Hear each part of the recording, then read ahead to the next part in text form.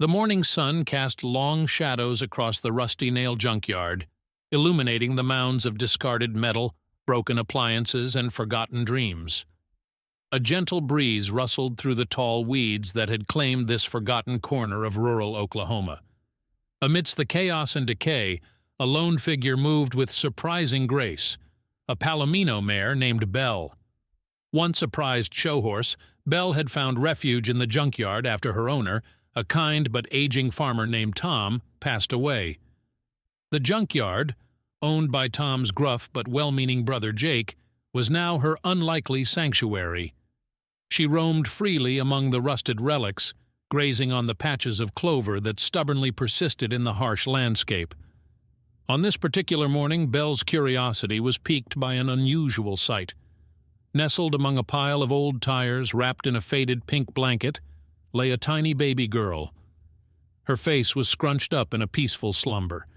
The infant's soft whimpers echoed through the stillness of the junkyard, drawing Belle closer. With a gentle nudge of her velvety nose, Belle investigated the bundle. The baby stirred, her eyes fluttering open to reveal a pair of wide, innocent blue eyes. A gurgle of delight escaped the infant's lips, and her tiny hand reached out to grasp Belle's mane. Belle, instinctively drawn to the helpless creature, stood guard over the baby. Her protective instincts kicked in as she whinnied softly, a sound that carried through the morning air, hoping to attract attention. But the junkyard was deserted at this early hour, and the baby's cries went unanswered. As the sun climbed higher, Belle remained steadfast, shielding the infant from the growing heat. She nudged the baby gently, keeping her warm and comforted. Hours passed slowly, and Belle's anxiety grew. She knew the baby needed more than her protection. She needed nourishment and care. Just as Belle's hope began to dwindle, a figure emerged from the shadows of the junkyard's office. Jake, his weathered face etched with concern, approached cautiously. His eyes widened in disbelief at the sight before him. "Well, I'll be," he muttered, his gruff voice softening as he took in the scene. He knelt beside the baby, his rough hands gently lifting her from her makeshift cradle. The baby, startled by the movement, began to cry, her tiny face contorted in distress. Belle whinnied softly, as if to reassure the baby that she was safe. Jake, his eyes meeting Belle's, felt a surge of gratitude for the horse's vigilance. He knew that without Belle's protection, the baby might not have survived the morning. "You did good, girl," he murmured, stroking Belle's neck. "You did real good." With the baby safely in his arms, Jake headed toward his truck, Belle trotting alongside him. He had no idea where the baby came from or who her parents were. But one thing was certain. This unexpected arrival had changed the quiet rhythm of the rusty nail junkyard forever. The arrival of the baby, whom Jake named Lily, sent ripples of shock and curiosity through the small town of Harmony Ridge. News traveled fast in a place where everyone knew everyone, and soon the rusty nail junkyard was abuzz with visitors. Folks brought clothes, toys, and offers of help, their hearts touched by the story of the abandoned infant and the horse who had saved her. Sheriff Thompson, a portly man with a kind face and a gentle demeanor, launched an investigation into Lily's origins. He scoured missing person reports, interviewed residents, and even contacted neighboring counties, but the search yielded no clues. Lily's past remained shrouded in mystery. Meanwhile, Jake, a man of few words and even fewer emotions, found himself unexpectedly thrust into the role of caregiver.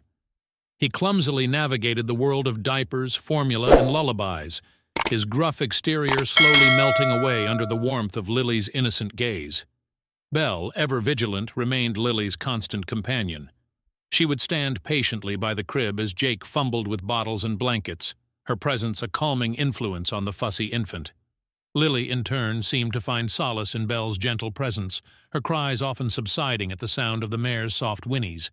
As the days turned into weeks, a routine began to emerge at the rusty nail junkyard.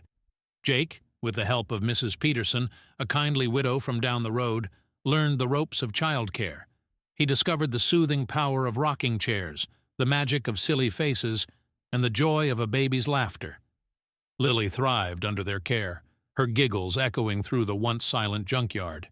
She would spend her days exploring her unusual surroundings, crawling among the discarded treasures, her laughter mingling with the clanging of metal and the chirping of birds. One afternoon, as Jake sat on the porch swing watching Lily play in the yard, a weathered pickup truck pulled up to the gate. A woman stepped out, her face etched with worry and her eyes filled with desperate hope. She approached Jake hesitantly, her voice trembling as she spoke. I heard about the baby found in the junkyard," she said, her gaze fixed on Lily. I think she might be mine." Jake's heart sank. He had grown accustomed to Lily's presence, to the way she filled his days with purpose and joy. The thought of losing her was like a punch to the gut. He invited the woman in, his mind racing with questions. Who was this woman? Why had she abandoned her child? And was she truly Lily's mother? As the woman recounted her story, a tale of hardship, desperation, and regret, Jake found himself torn between his growing affection for Lily and the possibility of reuniting her with her biological mother. The woman, who introduced herself as Maggie, recounted a heartbreaking story of teenage pregnancy, a disapproving family, and a desperate attempt to provide a better life for her child. She explained that she had left Lily at the junkyard, hoping that someone would find her and give her the care she couldn't provide. Maggie's story was filled with regret and remorse. She spoke of sleepless nights, haunted by the image of her abandoned child. She had tried to move on, to convince herself that she had made the right decision, but the guilt had gnawed at her, eventually leading her back to Harmony Ridge. Jake listened intently, his heart heavy with conflicting emotions. He saw the genuine pain in Maggie's eyes, the love for her child that shone through her tears. But he also couldn't shake the feeling that she had abandoned Lily, leaving her to the mercy of fate. Sheriff Thompson, who had been discreetly observing the conversation, stepped forward. He gently questioned Maggie, verifying her story and confirming her identity as Lily's mother. He explained the legal implications of her actions, but also acknowledged the complexities of her situation. The decision ultimately rested with Jake. He could fight for custody of Lily, arguing that Maggie had forfeited her rights as a mother, or he could give Maggie a second chance, allowing her to reclaim her child and try to rebuild their lives together. Torn between his own desires and what he believed was best for Lily, Jake retreated to the solitude of his workshop. He paced among the rusty tools and forgotten projects, his mind a whirlwind of thoughts and emotions. He thought of the joy Lily had brought into his life, the way she had filled the void left by his brother's passing. But he also recognized the deep bond between mother and child, a bond that he, as a bachelor, could never fully replicate. As the sun began to set, casting long shadows across the junkyard, Jake made his decision. He emerged from the workshop, his face etched with a mixture of sadness and resolve. He approached Maggie, who sat nervously on the porch swing, Lily sleeping peacefully in her arms. "Maggie," he began, his voice rough with emotion, "I believe you love Lily. I see it in your eyes, in the way you hold her." He paused, taking a deep breath. "I'm not going to stand in the way of you being a mother to your child. But I want you to know that Lily has a home here with me and Belle if things don't work out. If you ever need help, you know where to find us." Maggie's eyes filled with tears of gratitude.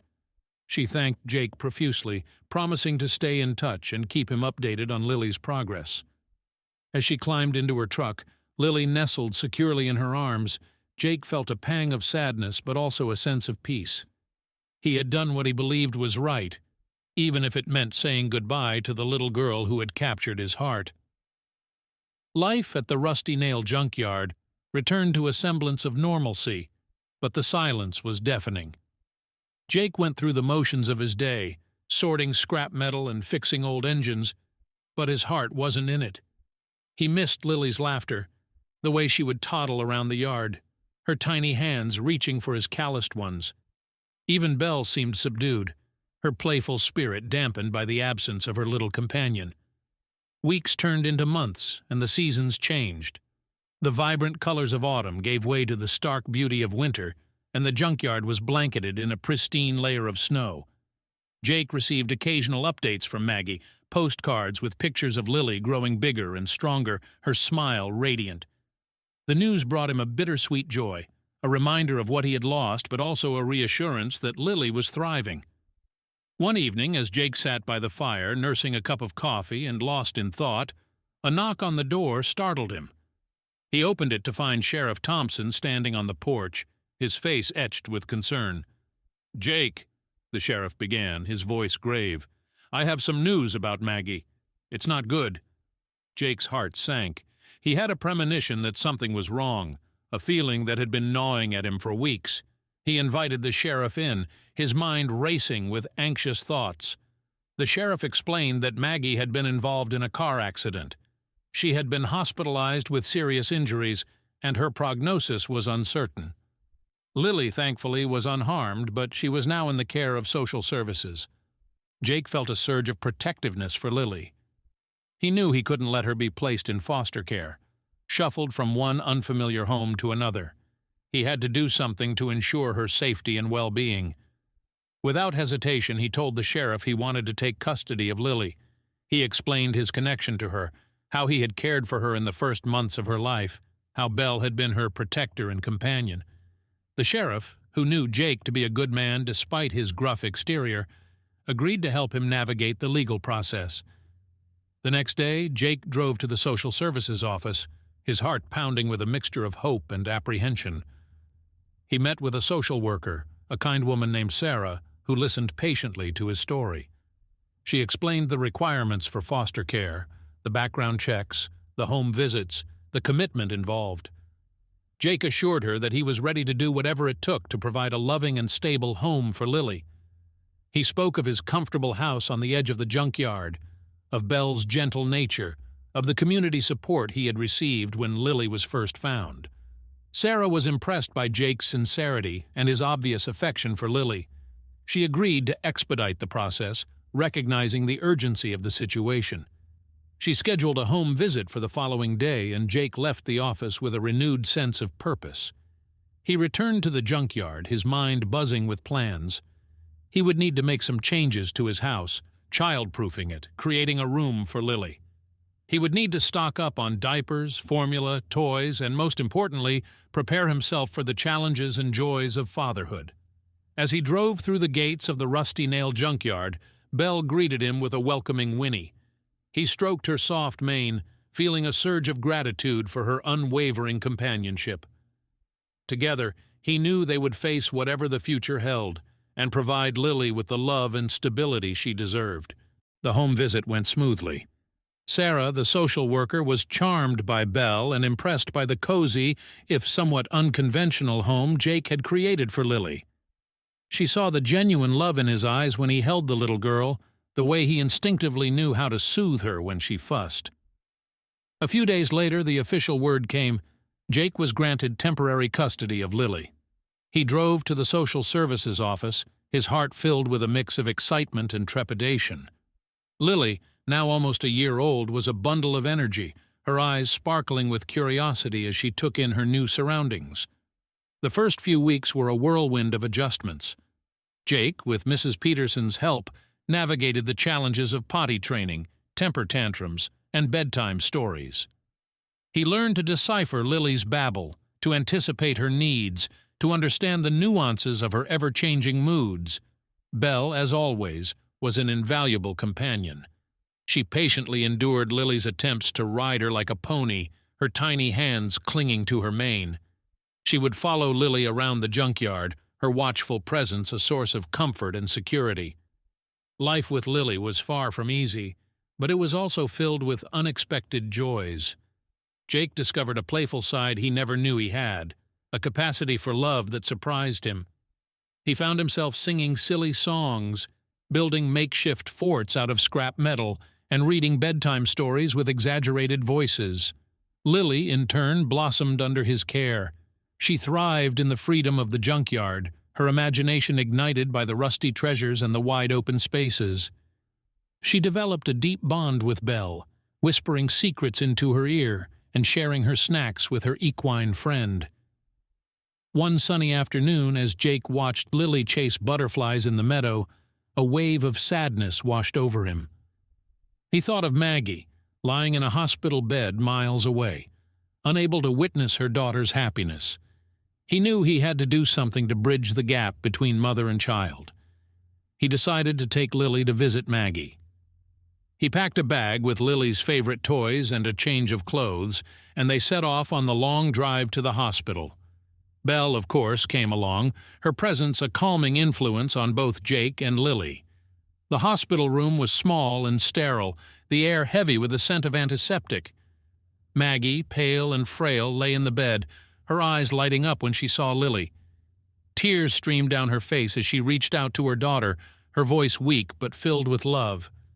Lily, initially hesitant, soon warmed up to her mother, her tiny hand reaching for Maggie's face. They spent the afternoon playing games, reading books, and sharing quiet moments of connection. Jake watched from the corner of the room, his heart aching for Maggie but also filled with hope. As the sun began to set, it was time to leave. Lily, exhausted from the day's excitement, fell asleep in Jake's arms. Maggie, her eyes filled with gratitude, thanked Jake for bringing Lily to see her. "She's beautiful," Maggie whispered, her voice hoarse. "You're taking good care of her, Jake. Thank you." Jake nodded, his throat tight with emotion. He promised to bring Lily back for another visit soon, and he left the hospital with a renewed sense of purpose. He knew that Lily needed both him and Maggie in her life, and he was determined to make that happen. The visits to the hospital became a regular part of their routine. Every few weeks, Jake would load Lily and Belle into his truck and make the long drive to see Maggie. With each visit, Maggie grew stronger, her spirit rekindled by the presence of her daughter. Lily, in turn, developed a growing affection for her mother, her initial hesitation replaced by eager anticipation. Jake watched this burgeoning relationship with a mixture of pride and melancholy. He knew that Maggie was making progress, that she was on the road to recovery, but he also couldn't deny the pang of sadness he felt, the knowledge that Lily would eventually return to her mother's care. He tried to push those thoughts aside, focusing on the present, on cherishing the time he had with Lily. He continued to build their life together, creating a world of wonder and adventure within the confines of the rusty nail junkyard. He built Lily a swing set from old tires and chains, a playhouse from discarded wooden pallets, a sandbox from an old truck bed. He taught her the names of the tools in his workshop, the different types of metal, the stories behind the rusted relics that littered the yard. Lily, a natural explorer, thrived in this unconventional environment. She spent her days climbing on piles of scrap, digging for treasure in the dirt, and creating imaginary worlds with her collection of rusty odds and ends. Belle, her faithful companion, was always by her side, a silent guardian and playmate. One day, while exploring a forgotten corner of the junkyard, Lily stumbled upon an old rusted bicycle. Its tires were flat, its paint chipped, its seat torn, but Lily's eyes lit up with excitement. She begged Jake to fix it, her enthusiasm contagious. Jake, ever the tinkerer, couldn't resist the challenge. He spent the next few days restoring the bicycle, replacing the tires, patching the seat, and giving it a fresh coat of bright pink paint. When he presented it to Lily, her joy was boundless. She spent hours riding her new bicycle around the junkyard, her laughter echoing through the air,